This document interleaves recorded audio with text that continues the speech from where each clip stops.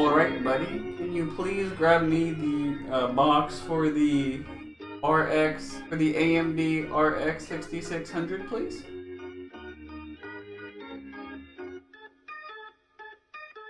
No, buddy, that's Seinfeld.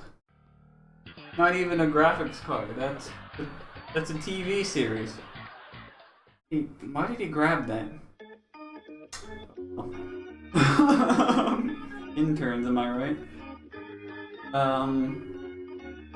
No, yeah, there we go. Yep, that's the correct one. Alright, now come over here and record a video about it, okay? Thank you. Alright, well, he's another one of me, so let's see what he do.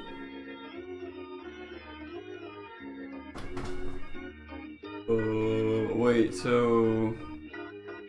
Okay. So here's the box. It's a nice box. Good printing. Relevant information on the back. Inside, what's inside? Ooh, nothing inside. Oh, but there's no foam. It's just a cardboard insert, which is good. Minimizes waste. So that's nice. Comes with a little card right here by Power Color. It's the installation guide card. Oh, wait, I'm supposed to review the graphics card, not the box. Ah, right. That was silly. So anyway, the workhorse is running Fedora Linux 41, has a 5950X CPU, the RX 6600 graphics card, again reviewing the graphics card, not the box. 128 gigs of RAM, 2666, dual channel, and yeah, all right. Let's get on to it. Hello, troglodytes, and welcome back to another video. So, in today's episode, we are going to be taking a look at the AMD RX 6600 and seeing is it still worth purchasing in 2025. Just gonna casually walk through some games, we're gonna see what happens, and yeah, on to the video!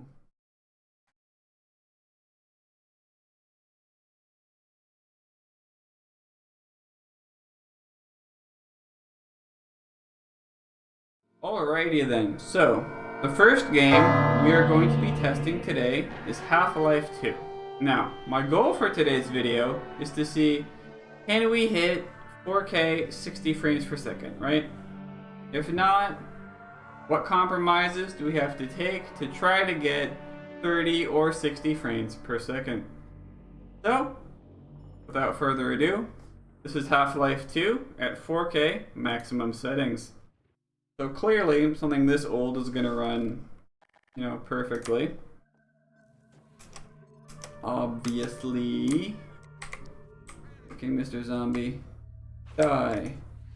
Die. Die. Got him. Yep, and clearly it's running at 4K maximum settings.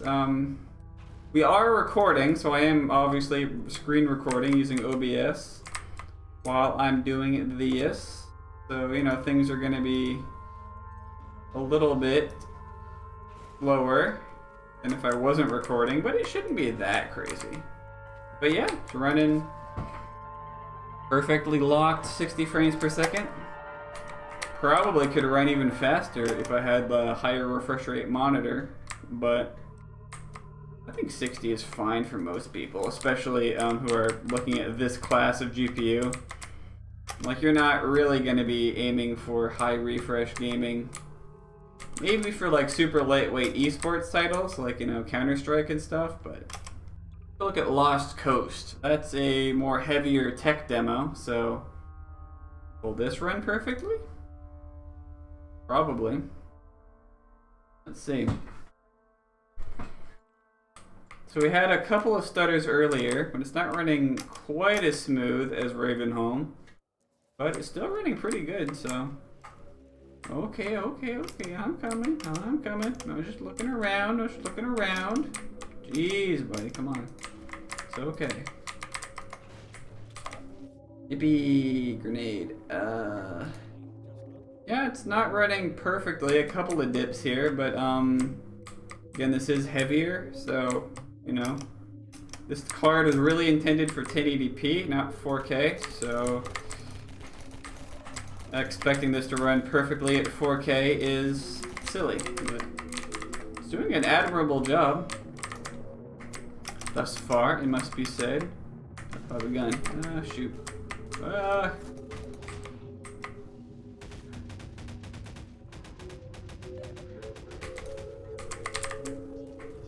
Munition depleted.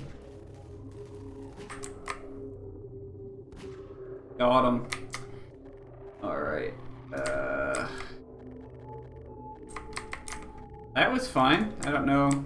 I'll have to look at later to see what the frame rate was there in the recording, but felt pretty smooth doing all that. They're coming from everywhere. Uh-oh.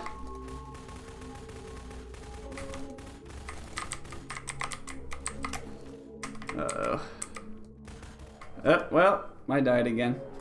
Alright, well, I wasn't playing that very well. But, you know, performance is fine. So let's move on to the next game.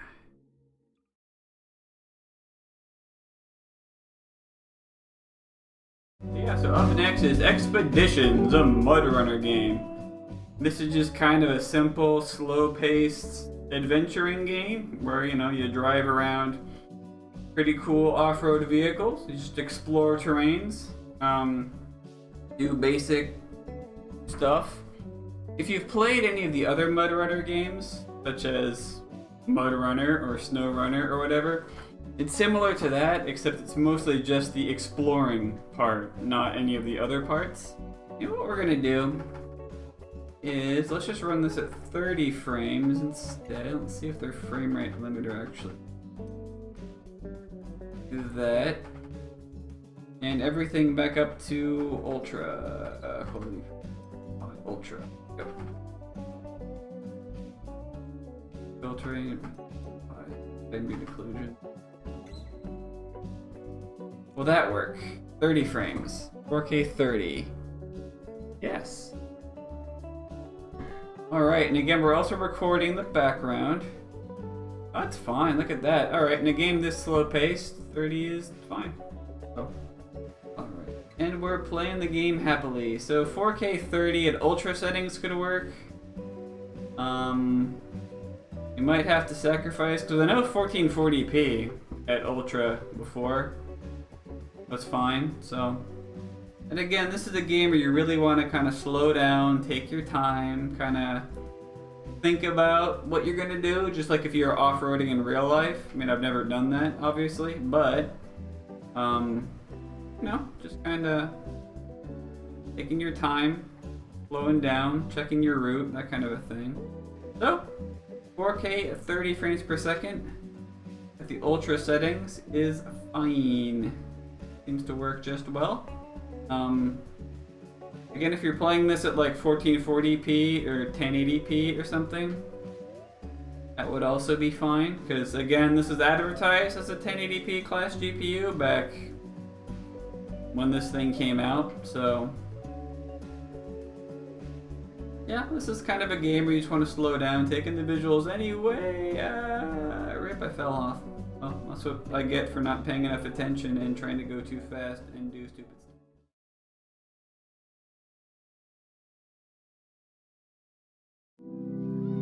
Alright, so up next, we are going to be taking a look at Forza Horizon 4.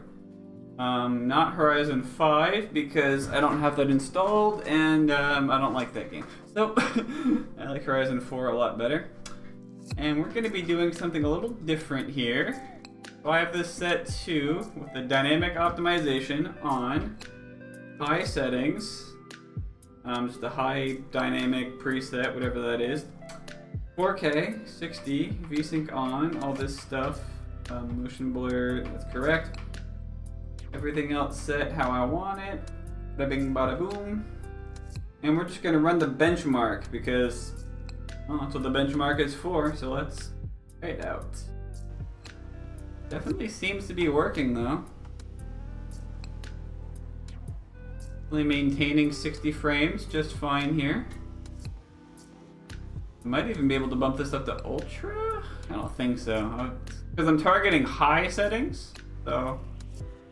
And in a game like Forza, where it's a lot faster paced, you definitely want to have at least 60 frames per second because, again, it's so much faster. Reaction time matters a lot more for, you know, hitting apex and braking and that kind of stuff. So higher frame rates are definitely better in this kind of a game.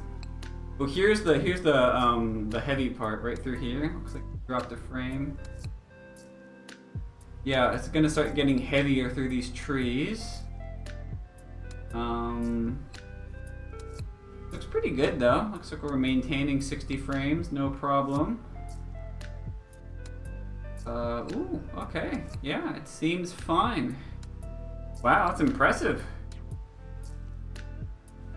GPU utilization isn't super high. I guess their dynamic optimization works. I've never really tried it before, so I've always just gone with standard static settings. Yeah, well, let's see its report here. Windows 10 Pro. Yeah, that's definitely not what I'm running. Yeah, rad V. There we go. All right, that's fine. Sure why it thinks it's only 4 gigs. Good. Target 60 FPS. Achieved 60 FPS. The GPU could have done more, apparently. That's pretty cool. Alright, let me try. Go back. If I try Dynamic Render Quality Ultra. Save that. Alright, uh-oh. Already, nope. Already seeing frame drops there, so Ultra. Yeah, not happening. Seems like high dynamic is good if you just want to test it. Well, no. Well, I saw some frame drops in the intro, so. Yeah, no, that's not running as good. Yeah, stutters there. Some stutters there. Not quite. Not quite keeping up, sadly. With Ultra. At native 4K. Achieved 59, yeah, stutter count 11. Alright, so not terrible. Okay, so now we're doing 1800p, so not quite 4K. I think it's like 80%. Still looks incredibly sharp, even when I'm like really sticking my head up like this. Oh, my head's been below the frame for most of the time, hasn't it? That's alright. This feels a little bit smoother than before. Again, we're not doing like proper hardcore benchmarking. This is just kind of seat of the pants, like, hey, it feels fine kind of a thing. So don't take this super seriously.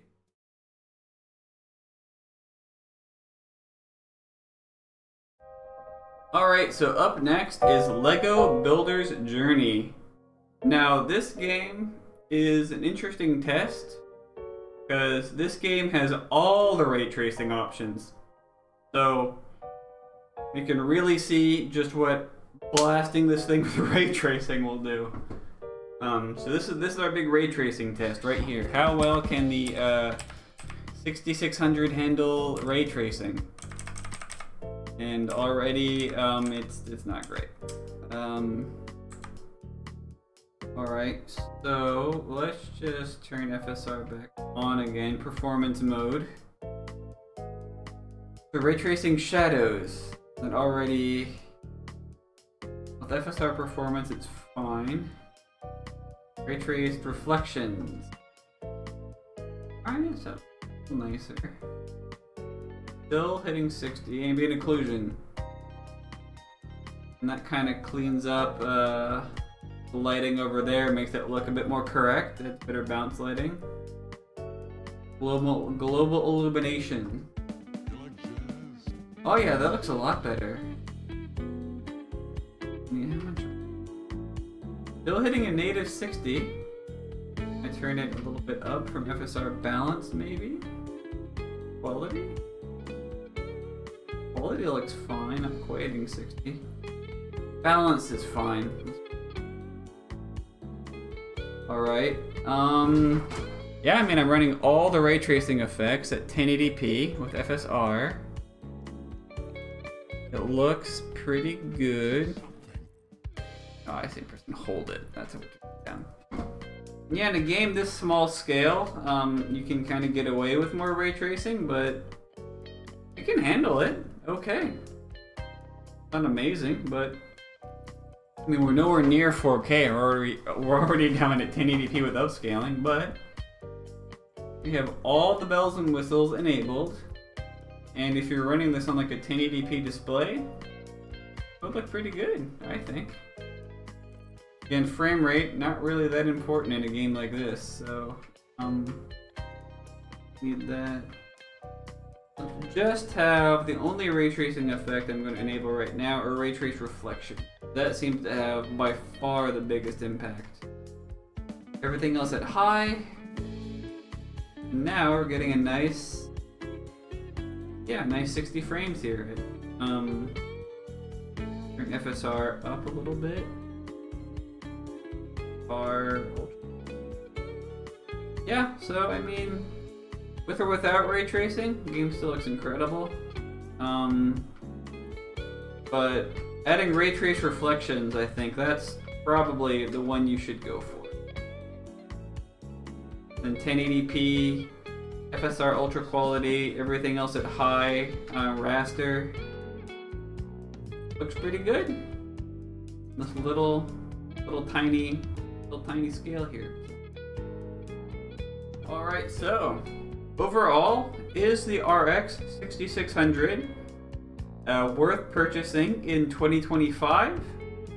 I would say that if you're planning on playing, all of the latest and greatest AAA releases, like, your Hellblade 2s and your Indiana Jones and the Lost Circles and those kind of games, then I don't know about that. And we tested some sort of heavier games, like Control, which is also an older game. So for more modern titles, maybe if you're willing to go down to like 1080p at kind of medium to low settings and maybe lean on upscaling. But if all you want to play is like older titles, like kind of what I showed off, like your Forza Horizon 4s and your Controls and your Shadow of the Tomb Raiders and even older stuff like Half-Life, those will be an excellent experience. You can get away with 1440p or even like almost 4K at some really good settings, I would say. So I would say that that's pretty good, honestly. Pretty impressed with that. So yeah, if you can get one for like about 140, 130 US dollars, I would say that's a pretty good deal. Yeah, so if you have a bit of a higher budget, if you're willing to spend more like $200, you can probably get a 7600 if you're looking at AMD. But for, a modern budget card, the 6600 or maybe the 6600 XT are excellent GPUs for if all you care about is typical raster, you don't care about ray tracing and that kind of stuff. Maybe if you're willing to sacrifice resolution and lean on upscaling, you can get away with like, simple ray traced reflections or like ray traced shadows or just one ray tracing effect, not all of them, because RDNA 2 not great at ray tracing. It can do it. It supports it in hardware, but it's not great at it. Yeah. Good card if you can get it at a good deal. So, that's my advice. If you're looking at one of these, I would say it's okay in 2025. Again, if you want to play, all the latest and greatest titles, maybe. I don't know. It's not going to be perfect. You're going to have to run at lower settings and lean on upscaling at 1080p. But, so yeah, it should be okay. I'm very impressed with this performance overall. I think it's a great card if you can get it at a good price and you manage your expectations. So, that's about it. Bye!